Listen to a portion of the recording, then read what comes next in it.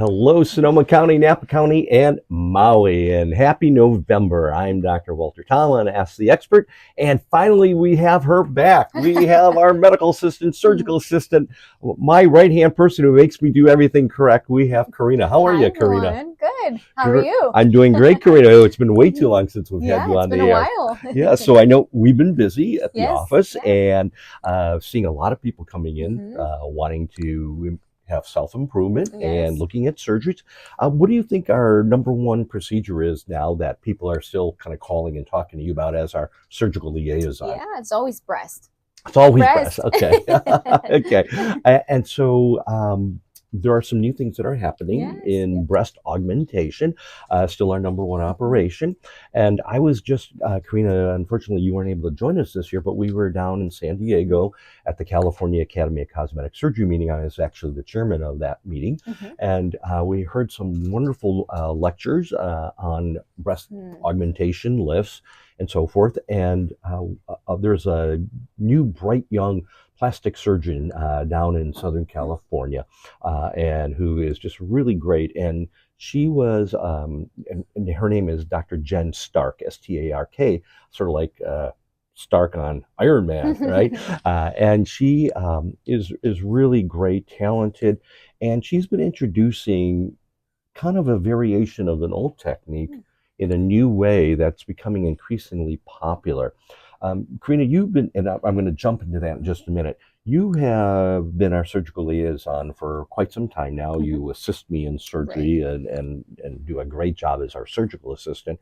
So what trends are you seeing when it comes to breast augmentation in terms of what patients want? Because it changes, right? Right. I think that women still want to feel good about themselves, but definitely we've seen a trend of women going smaller. Or opting to go from a larger size to a smaller size, or initially just a smaller size. Or a smaller size. So smaller is kind of becoming more popular. And I think it's like with anything, you know, at first a little bit of lip filler looks great. And the next thing you know, people are getting their lips overfilled. And now we're kind of getting back to the natural look, which is nice. And I think we're seeing that with breast augmentation. In fact, one of the names, you know, the social media names that has become popular now is the Ballerina Breast. Have you heard about that one? Yeah, it's all over TikTok. It's all over TikTok. Okay, so you already know how old that makes Karina, because I don't even think I know how to spell TikTok correctly.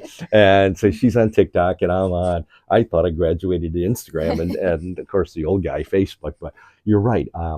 Ballerina breasts are still are now the big topic. And so that's with a more slender chest and physique, and instead of having a huge upper pole fullness that you see, what they're looking for is that more demure enhancement of the breast area. And I actually love it. I think that it's really nice. And so Dr. Jen Stark spoke on a tissue preserving technique to perform breast augmentation, which we have been doing a variation of that. And now that I've learned a few other things from her, we'll be bringing it to our Dr. Tom Cosmetic Surgery program. So typically what happens when we do breast augmentation, we have the patients help us to decide on what size they want to be. What do you usually recommend to them when they are wondering what they should do? Yeah, so we always recommend the rice bag test. It's super easy, and I do it at home before you even come to see us. I think that's great if they do it ahead of time. So can you please explain to the audience, what is the rice bag test? The rice bag test is a really fun test. It's a fun test. It's a fun test. Oh, we like fun. To the grocery store and you get your produce bags. Maybe some rice, uncooked rice. And you fill up a cup and maybe two. You can kind of play around, and you basically stuff your sports bra with some rice. We're back to junior high or middle school, I guess. It's a fun way to kind of walk around home. So you know, you could go big, you could go small, and you don't have to worry about converting sizes. We'll help you out. You could just tell us, I filled it up to a cup. Half a cup, and we can help you out with that. And so they, in fact, we have we'll put that in. We're going to be posting this show on YouTube as well. And we do have a YouTube video on exactly how to do the rice bag test. But essentially what Karina says, fill up a produce bag because it's thin and soft with a certain amount of rice, and you put it in your bra, and then you kind of see how that feels with a tight t-shirt on. And the way that we measure it, just for you who are kind of those scientific nerd of people like me, is a cup is 8 ounces and an ounce is approximately 30 cc. So 1 cup of rice would be 240 cc's or 8 times 30. And then 2 cups would be 480. And so somewhere in between there usually is what a patient will pick. Okay. We're now finding, like you said, that patients are kind of picking a cup or sometimes smaller now, right? So as they're doing that, where we put the implant can change. So typically, as a guideline, if you have small breasts, you don't have a lot of your own native tissue, and you want to go big, we don't put it on top of the muscle or your pectoralis muscle or your chest muscles, because we're concerned that you might be able to see the edges of the implant. So typically we put it underneath that muscle. It's called submuscular. And it's probably the way that you and I do that surgery about 75% of the time, Karina. Then if you pick a smaller size implant, or if you have a little bit more of your own native breast tissue, then we can put it on top of the muscle. And the advantage of that is that we're not cutting your own chest muscle. Okay, so that preserves some tissue. When we surgically dissect or develop the surgical planes between the muscle, your pectoralis muscle, and the breast, we can get under there's a little layer of tissue there called fascia. And so we can get underneath that fascia, and it's called subfascial. And that's something that Dr. Stark was talking a lot about. And so we can kind of push the limits a little bit, where someone who maybe let's just say I'll throw out a number. A cup is 240 cc's, and I'd say if you're at a cup or less, we can go on top of the muscle. But if you're wanting to be bigger, you want to maybe be 275 or 300, we're going to have to go under your muscle in order so that we don't see the edge of it. With this newer technique, we will be able to, in the select patients, be able to go on top of the muscle. So we preserve your muscle function. We don't have to do as much dissection. And in my opinion, it gives a more superior cosmetic effect, because with that implant directly under the breast, it helps to smooth out any, I don't want to call them imperfections, but something you don't like, or maybe there's a dip in tissue, a little pausative tissue. That implant directly under the breast helps to fill that out and gives us a prettier contour. Okay, so that's what people should be thinking about when they call us. The ballerina breast, if you will. And if possible, if we can put it on top of the muscle, that'd be great. It's a quicker recovery, less post-operative pain. And so I definitely see a trend. And already we were seeing that before I went down to the California Academy of Cosmetic Surgery meeting and heard Dr. Stark. I've already seen that trend where we're going to smaller implants, and we're putting more and more on top of the muscle, where probably I'm saying 75% under the muscle, 25% of the implants on top of the muscle. Now I'm going to see a trend, in my opinion, we're going to be about 50-50, and where we're going to, and maybe even 60-40, where we're going to be doing over half of the patients who want breast augmentation on top of the muscle, which would be great for them. So that's really cool. So you mentioned breasts when I said, what are the most what are the most common procedures that people are calling about surgically. So besides breast augmentation, then what's the next sort of concern patients have when they talk to you? Still the breast. Still the breast. Okay. So and lifting what would that the breast. People want to have perky breasts. They want to have perky breasts.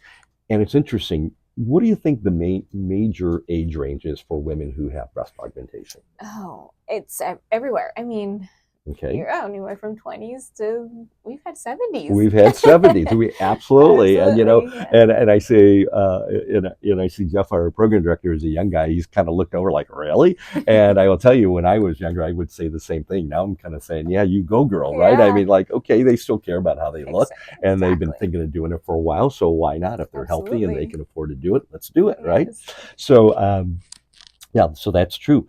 What do you think the age range? But most of the breast dogs are in the 20s and 30s, I would say. Maybe 40s maybe now. 40s, getting a little bit older. Okay. What about breast lifts? Where do you see that age range? So moms, so 30 to 40. 30s to 40s, okay. And or for 50 plus for the breast lifts. For the breast lifts. Okay. So and again, I feel that you're kind of guesstimate of that. Guesstimate. I would agree with you as well.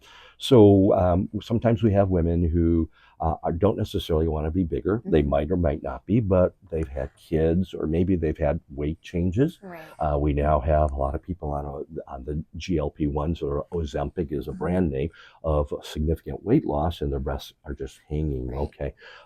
And so somebody might just say, if they're not really concerned about those kind of aesthetics, and they may say, well, so what's the big deal? What is the pain for these women when they come in and they say, my breasts are hanging down? Yeah, your clothes fitting your, just fitting in your clothes, and more comfort, just being comfortable. So it can be a little bit of a challenge. So you think it's uncomfortable when a woman's breasts are hanging over the rib cage? Right, yeah, it can be uncomfortable when they're laying, or they're trying to be active with them, working out. So it goes beyond just what they see. Correct. Yeah. It's interesting you would say that, because I was a young general surgeon. That was my other life, as a general vascular transplant surgeon. And about a third of my office practice revolved around breast cancer. And so interesting, when people approach me about doing cosmetic breast surgery under local, I wasn't sure that I wanted to do that because of my past surgical history of dealing with breast cancer so much.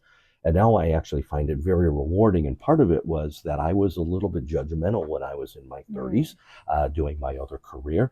And I remember I was on the board of the American Cancer Society here in Sonoma County chapter. And I was talking to a young lady, one of the executives, and we were just having a business lunch. And she was then telling me about the fact that she had had a breast reduction and lift. And I said to this young lady, I said, well, why would you have that done if you really didn't need it? Why would you make yourself undergo an operation? And I remember her putting her hands on my arm, Karina, and saying to me, you don't understand. She said, you don't know what it's like to have when you're laying down, your breast is hanging off the side, and you have to reach around with your opposite hand and pull the breast over onto your chest in order to get up. Or how it makes you feel when it's hanging down. And I remember one patient jokingly said her nipples were racing to her belly button, right? When that's happening, how it affects their self-image. And for women who maybe are a little bit on, their weight is an issue. When the breast is hanging down like that, it makes them look extremely matronly, and it also makes them look heavier than what they are. So this young lady, the executive, really opened up my eyes and made me realize that I was being judgmental. Okay. And for you baby boomers out there, Bob Dylan was the author who wrote the song for the Byrds, but it was My Back Pages, and a famous rock and roll line that I love. It was, I was so much older then, I'm younger than that now.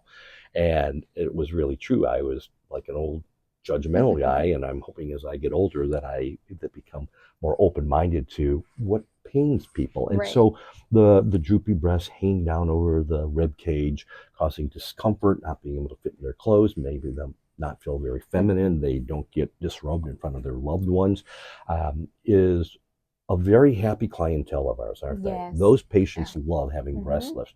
So what do we do in terms of evaluating them and when we're ready to make that recommendation and perform that for them? So, if there aren't any implants, it's always, it's a decision of whether they just want to be lifted or lifted and larger. Maybe. And what percentage do you think want to just be lifted, and what percentage do you think want to be lifted with an augmentation? I think maybe 70% of the women don't want to be augmented. They just want to be lifted. Wow. I was going to say about 50-50, but you're the one who's taking the phone calls. And so you're probably right. So more women just want to be lifted. They don't even want an augmentation. And these are probably women who have some life experience. So they're kind of like, I feel comfortable. I just want to be lifted.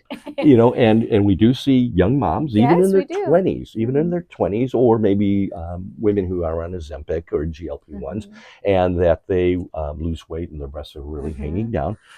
But we're doing breast lifts on women in their 70s, actually even 80, and because it pains them.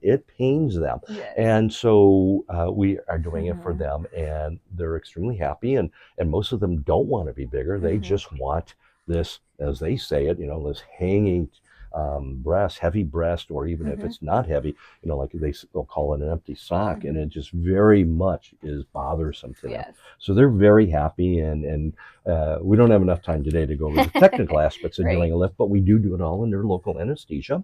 And what I love about that technique is the patients walk out of the office. We walk out with them, of course.